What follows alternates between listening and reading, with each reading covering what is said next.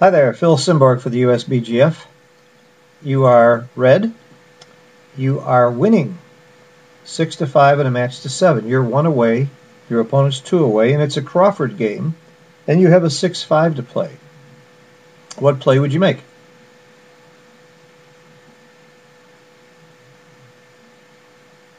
Okay, now let's remember you're winning, and at this score, you're playing what's called Gammon Save.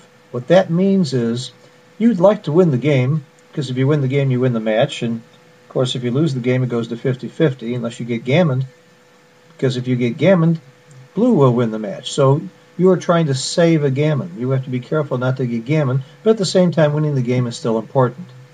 And if you played 24-13 and played safe, and didn't get into a hitting game, which probably would end up in more gammons, then you are thinking very much about gammon save, and you're overthinking it.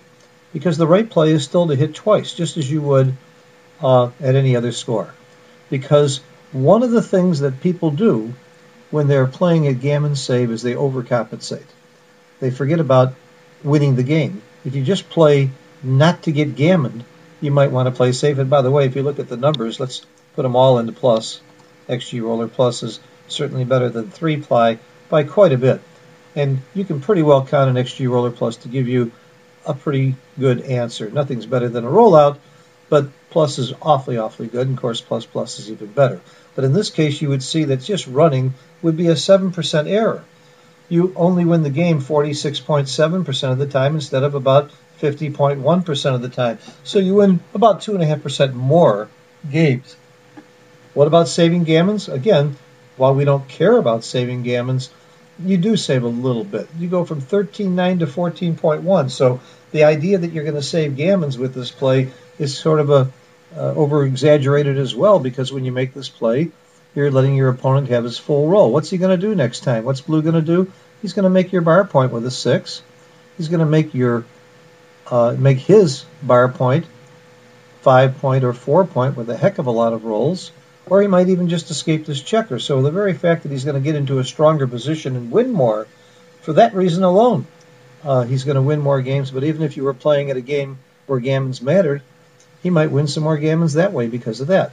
Now, this play would be a no-brainer if I had reversed the score and you were on gammon go. You would see that you would want to play aggressively here, and then you would hit 2, and it becomes even more exaggerated. Not hitting 2 would be a monster error of just, well, where is just running? Here it is down here, 24% error.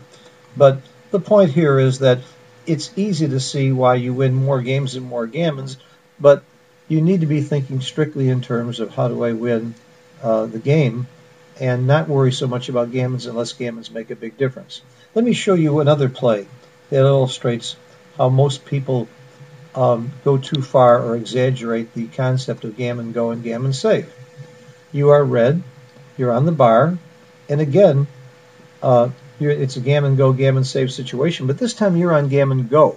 This time you need 2 points to win, and if you can win a gammon, you win the match. You have a 5-2 to play from the bar. What's your play? Well, if you were listening to me carefully, you would know that it's wrong to come in and hit on the 18-point. Because, yes, you might win more gammons that way, but you sure don't win many games with your checkers all spread out, and you do a great job of winning the game and having a decent game if you're holding your opponent's 5-point. So, if you went overboard thinking, wow, I need to win gammons, so I better hit, you're really thinking, you're forgetting about the fact that it's also important to win the game. So the truth is, if you do hit, you do win more gammons, a little bit more than 1%. You go from 15.3 to 16.5. But you win 3.7% more games by holding the 5-point and by having a decent game. So the answer is, when you're playing gammon go, yes, you should try more aggressively to win gammons, but don't throw away the game to do it. And if you're playing gammon save, yes, you should be more careful about losing gammons, but again, winning the game is still a very important concept. That's why gammon go and gammon save are not as simple to play as most people think, and it takes some practice and it takes some study to get it right. Hope this was helpful to you, and thanks for watching, and thanks for your support of the USBGF. Bye-bye.